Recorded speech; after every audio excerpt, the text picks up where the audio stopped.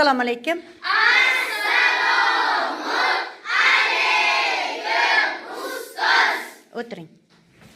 Bugun O'zbekiston Respublikasining birinchi prezidenti Islom Abdug'aniyevich Karimov bobomizning tug'ilgan kunlari 30-yanvar birinchi prezidentimizning tavallud topgan kunlari.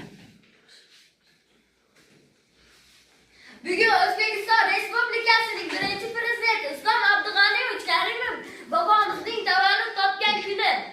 O'zbekiston Respublikasining birinchi prezidenti Islom Abdug'aniyevich Karimov 1938-yil 30-yanvarda Samarqand shahrida xizmatchi oilasida dunyoga kelgan.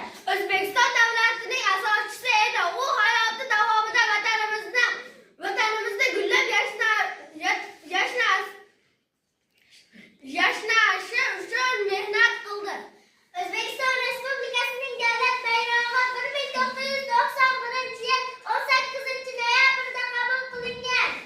O'zbekiston Respublikasining davlat gilbi 1992-yil 2-iyulda qabul qilindi. O'zbekiston Respublikasining konstitutsiyasi 1992-yil 8-dekabrda qabul qilingan. O'zbekiston Respublikasining davlat bayrog'i madhiyasi 1992-yil 10-dekabrda qabul qilingan. 2016-yil 3-sentyabrda O'zbekiston Respublikasining birinchi prezidenti og'ir kasal tufayli vafot etgan.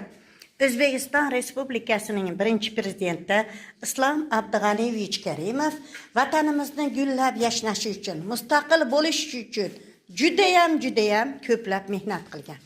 U hayoti davomida vatanimizni yana ham obod qilib, O'zbekistonimizni mustaqillikka erishishiga asoschi bo'lgan.